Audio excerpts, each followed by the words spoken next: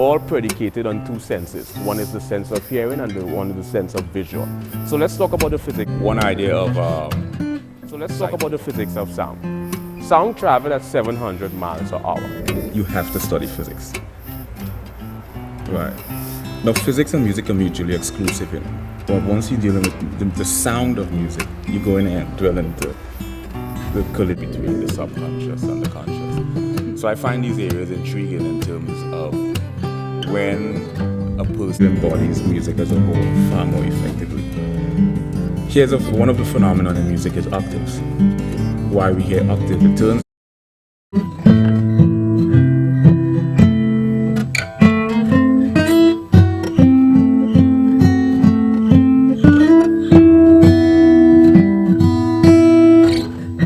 the collision of organic or inorganic, right?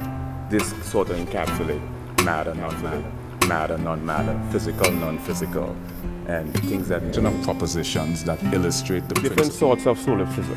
One aspect of solipsism says that only the mind exists. I didn't have conscious emotions, personality, and motivations, goals, and drive.